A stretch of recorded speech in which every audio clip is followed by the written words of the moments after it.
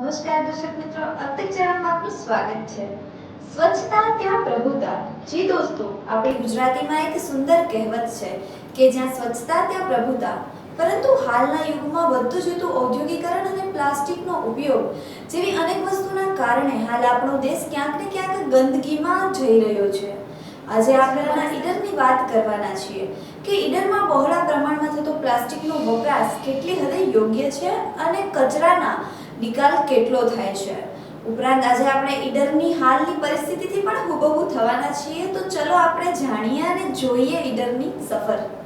ઈડર જે રાજા રજવાડાનું રાજ રહ્યું છે, પણ ઈડર નગરને કોઈ જીતી શક્યું ન હતું। એ ઐતિહાસિક ઈડર સ્વચ્છતા માટે ઝંખના કરી રહ્યું છે। ઈડરમાં જેમ ગંદકી છે તે જ રીતે પ્લાસ્ટિકથી સમગ્ર દેશ બરબાદ થઈ રહ્યો છે અને આ મોટી મોટી વાતો નેતાઓ સફાઈ માટેની કરે છે તે માત્ર ફોટા છપાવવા માટે જ સીમિત છે। નગરપાલિકા ઈડરના કુલ 7 વોર્ડ છે અને ટોટલ 17,000 જેટલી રહેણાંક અને કોમર્શિયલ મિલકતો છે। નગરપાલિકા ડોર ટુ ડોર કલેક્શન કરી રહી છે। નગરપાલિકા પાસે હાલ 2 ટ્રેક્ટર, 1 મિની ટ્રેક્ટર, 2 છોટા હાથી અને રોજમદારો અને કાયમી એમ થઈને 50 કર્મચારીઓના ગણથી સફાઈની અને ડોર ટુ ડોર કલેક્શનની કામગીરી ચાલી રહી છે। નગરપાલિકાએ અંદાજે ડીઝલ, પેટ્રોલ અને કર્મચારીઓના પગાર થઈને વાર્ષિક 1.5 કરોડના ખર્ચથી ટોટલ નગરની સફાઈનું કામ કરી રહી છે। હાલ નગરપાલિકા રાત્રિ સફાઈ તરીકે મેઇન રોડની સફાઈ કરી રહી છે। તમામ વોર્ડનું ડોર ટુ ડોરનું કામ પણ નગરપાલિકા દ્વારા થઈ રહ્યું છે। આ સિઝનમાં પગપાળા સંઘ ચાલતો હોય કે બીજા ફંક્શનો થતા હોય ત્યારે પણ નગરપાલિકાના કર્મચારીઓ ખડેપગે રહી સફાઈની કામગીરી પૂરી કરી રહ્યા છે। નગરપાલિકાએ આગામી દિવસોમાં સઘન ઝુંબેશ તરીકે અને સારી કામગીરી તરીકે થાય એટલા માટે ટિલ્ટિંગ ડસ્ટબિન 50 ખરીદેલા છે, 25 હેન્ડકાર્ડ ખરીદેલા છે। ડોર ટુ ડોર માટે પોતાના સાધનોથી કામગીરી કરી રહી છે। આવા સંજોગોમાં રોગચાળો ના ફેલાય એટલા માટે નગરપાલિકા દ્વારા મેલોથોન 25% અને મેલોથોન 5% એને દવાનો છંટકાવ કરવામાં આવે છે। ક્યાંક એવું લાગે ત્યારે ફોગિંગ મશીનથી પણ ફોગિંગ કરવામાં આવે છે।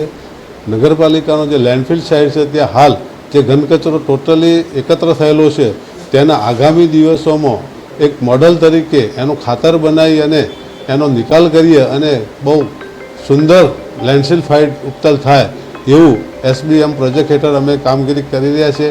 એવું એક આયોજન છે અને આગામી દિવસોમાં સોલિડ વેસ્ટ મેનેજમેન્ટ અંતર્ગત જે સ્પર્ધાઓ થવાની છે એમાં સ્ટાર રેટિંગમાં પણ નગરપાલિકા પોતાને અગ્રેસર રહે એવા અમે આયોજનો હાથ ધરી રહ્યા છીએ।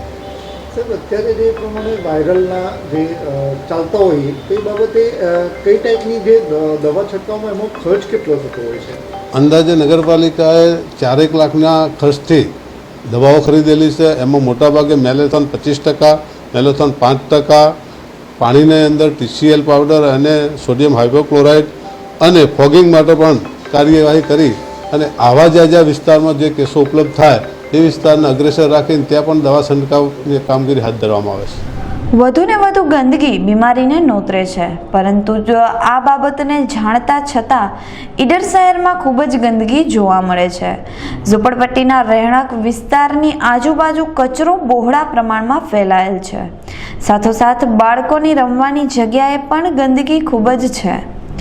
કચરાનો યોગ્ય નિકાલ ન હોવાના કારણે શહેરમાં રઝળતા પશુઓને પણ નુકસાન થાય છે, કારણ કે પ્લાસ્ટિક એ ડિસ્પોઝેબલ છે અને તે આરોગવાથી પશુઓને નુકસાન થાય છે। નગરપાલિકાની અંદર સ્વચ્છતા અભિયાન અંતર્ગત ક્યાંક સારી જગ્યાએ સોસાયટીઓમાં થતું હોય છે તો એ તમે વિડીયોમાં અને ટીવીમાં બતાવો છો કે કેટલાક કાઉન્સિલરો ફોટા બી પડાવે છે એવી રીતે કે જો અમે કર્યું છે એમ, પણ જ્યાં નથી થતું ત્યાં કોઈ હોતું જ નથી અને કર્મચારી વાળવા નથી આવતો એ વાત બીજા નંબરની વાત કે ઘરે ઘરે માણસ પોતાને ખબર જ છે કે મારે ત્યાં સ્વચ્છતામાં પ્રભુત્વ વાસ છે તો પ્રત્યેક વ્યક્તિ પોતાના ઘરે ડોલ રાખે જ છે, પણ કચરો લેવા વાળો જ ના આવે તો એ ઉભરાયેલો કચરો નાખવા ક્યાં જાય અને એ વાળવા જ ના આવે તો એનો શું પ્રશ્ન? કારણ કે કાયમ એવું થાય છે કે અઠવાડિયા સુધી તમે ભરવા ના આવો કે લેવા ના આવો તો એ ડોલ નાખે ક્યાં માણસ?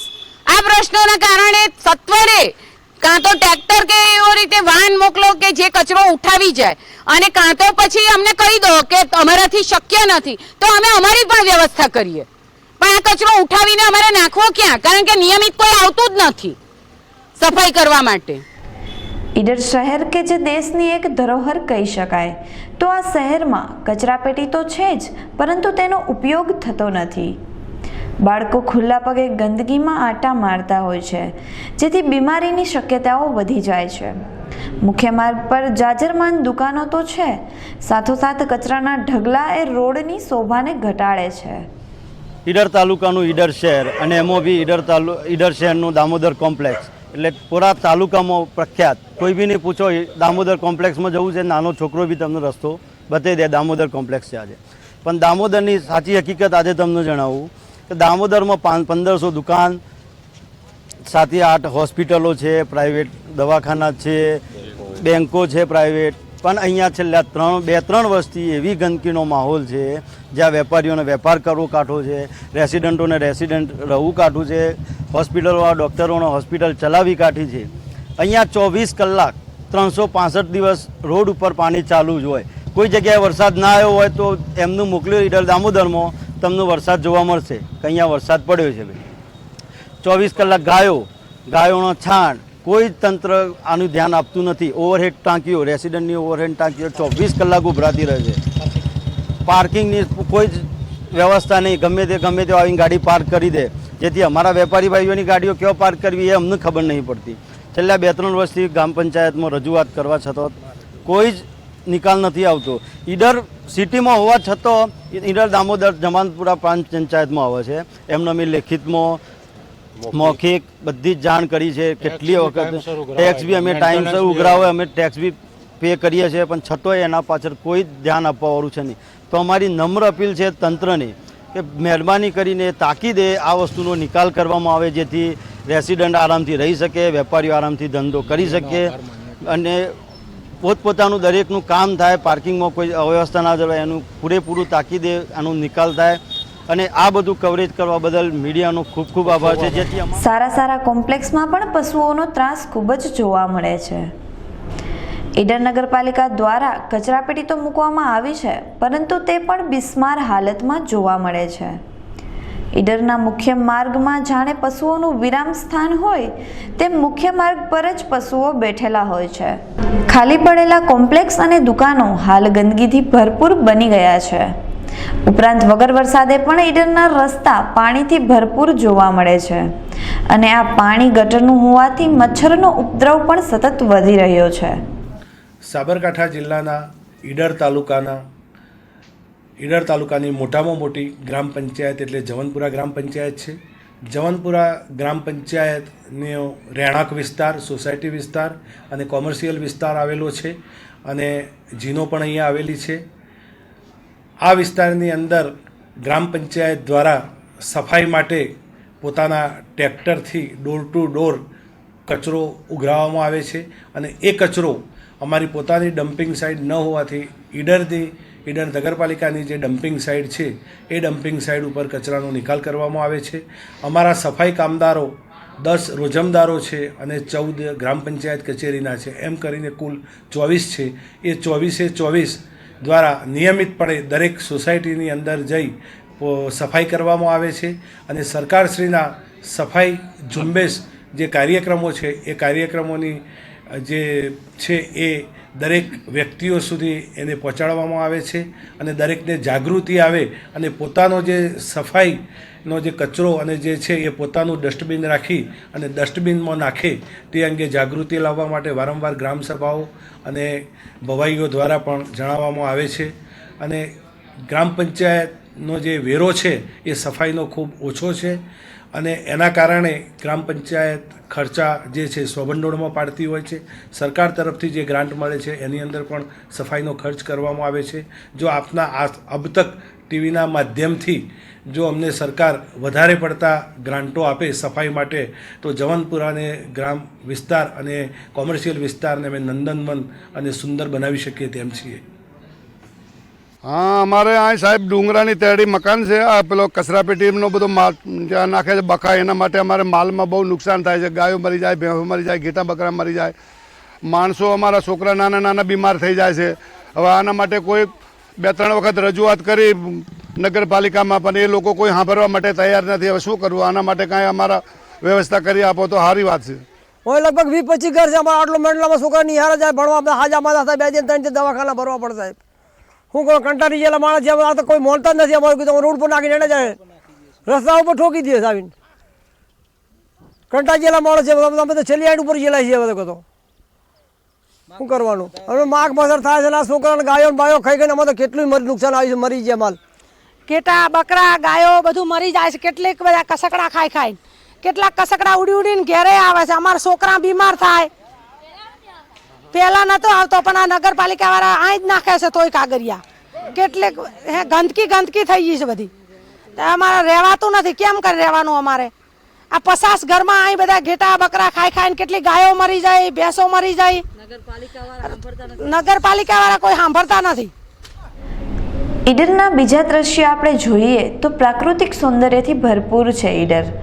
આ સૌંદર્યને જો સોળે કળાએ ખીલેલ રાખવું હોય તો ગંદકીને દૂર કરવી ખૂબ જ જરૂરી છે.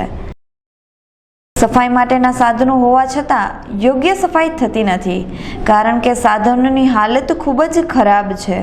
સફાઈના સાધનો હાલ માત્ર ને માત્ર ભંગાર બનીને રહી ગયા છે.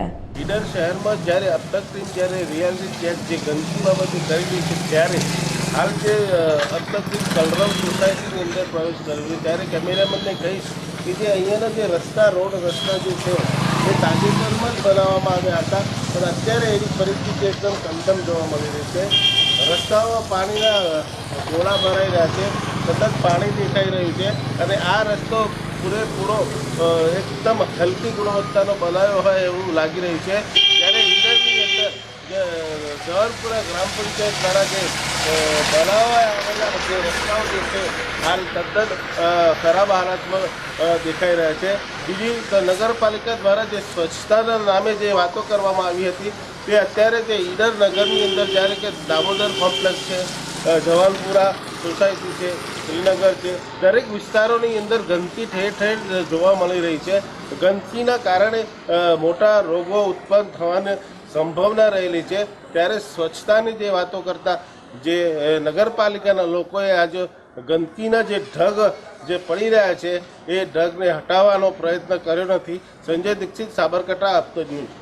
જી દર્શક મિત્રો, આપણે જાણ્યું કે ઈડર હાલ ગંદકીમાં તરબોળ પરિસ્થિતિમાં છે. ઉપરાંત મૂંગા પશુઓ અને બાળકો આ ગંદકીનો ભોગ બની રહ્યા છે. સફાઈ માટેના જે સાધનો છે તે પણ માત્ર ભંગાર બનીને જ રહી ગયા છે. તો આ હતો આજનો ખાસ અહેવાલ. ફરી નવા વિષય સાથે આપણે મળતા રહીશું. ત્યાં સુધી મને તમારી દોસ્ત જિજ્ઞાને રજા આપો અને જોતા રહો Abtak. Good night, take care.